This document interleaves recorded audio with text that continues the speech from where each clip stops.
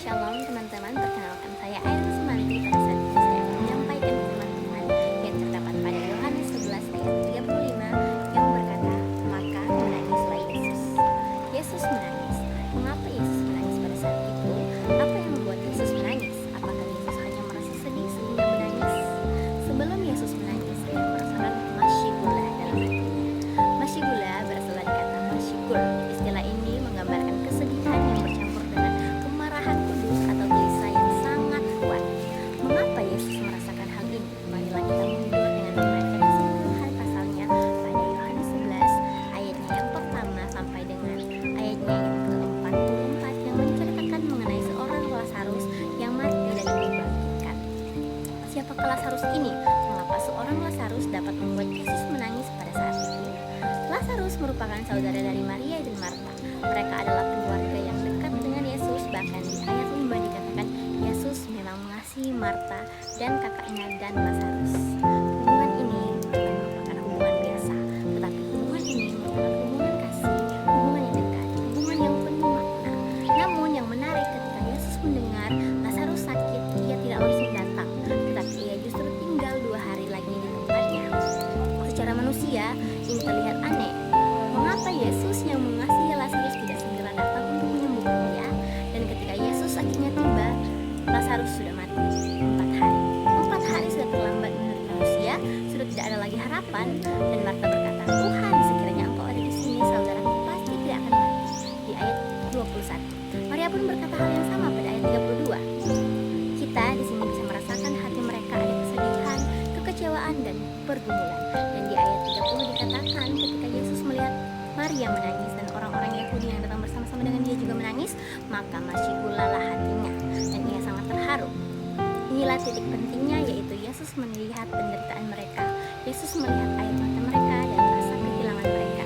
Kemudian dalam Yohanes 11 ayatnya yang ke-35 berbunyi, maka menangislah Yesus. Mari kita masuk pada pokok pembahasan. Mengapa Yesus menangis? Karena ia mengasihi dan air mata Yesus adalah bukti kasih. Kita masuk pada poin yang pertama, yaitu yang pertama, Yesus menangis karena ia mengasihi. Pada ayat 36 berkata, lihatlah betapa kasihnya kepadanya. Artinya bahwa Yesus bukan hanya Tuhan yang dingin, bukan Tuhan yang jauh, dia adalah Tuhan yang mengasihi secara pribadi. Kesedihan Yesus bukan karena kelemahan, tetapi ekspresi kasih yang sempurna.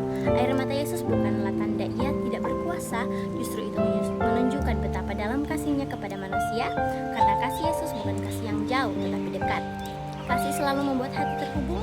Ketika seorang yang kita kasihi terluka, hati kita juga ikut terluka. Inilah yang terjadi pada Yesus. Yesus tahu dia akan membangkitkan Lazarus. Yesus tahu akhir dari cerita ini. Yesus tahu akan terjadi kemenangan. Tapi mengapa Yesus tetap menangis? Karena kasih tidak peduli pada hasil akhir, tapi kasih peduli pada proses. Kasih peduli pada rasa sakit yang sedang dialami itu. Yesus tidak berkata, jangan menangis, nanti aku akan membangkitkannya. Tetapi Yesus memilih untuk merasakan kesedihan itu. Air mata Yesus menunjukkan bahwa Tuhan kita bukanlah Tuhan yang jauh dan tidak peduli, tetapi dia adalah Tuhan yang melihat setiap luka daripada kita. Pada poin yang kedua, Yesus menangis karena hatinya tergerak oleh penderitaan manusia. Yesus menangis karena dia berempati. Yesus tahu akan membangkitkan Lazarus, tapi dia menangis bersama-sama dengan mereka, dan ini menunjukkan bahwa Yesus hadir dalam penderitaan kita, bukan sekedar perasaan sedih. Yesus melihat Maria menangis, Yesus melihat orang-orang Yahudi menangis, dan hatinya tergerak. Yesus melihat penderitaan manusia dan dia tidak tinggal diam. Kadang Tuhan tidak langsung mengubah situasi, tetapi hadir bersama-sama dengan kita di tengah situasi itu. Yesus bukan hanya Tuhan yang melakukan mujizat, tapi dia adalah Tuhan yang memahami penderitaan kita. Dia adalah Tuhan yang dekat dengan hati kita. Yesus menangis, tetapi ia juga berkata, akulah kebangkitan dan hidup. Barang siapa percaya kepadaku, ia akan hidup walaupun ia sudah mati. Pada Yohanes 11 ayat 25. Tuhan itu maha peduli, maka penderitaan kita tidak sia-sia.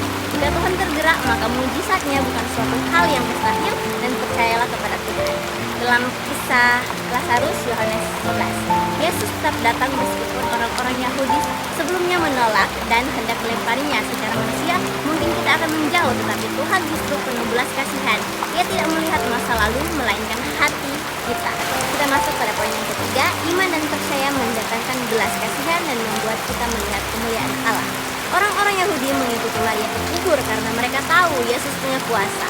Mereka pernah melihat mujizatnya, yaitu pada ayat 37 pada saat Yesus memelekan mata orang buta.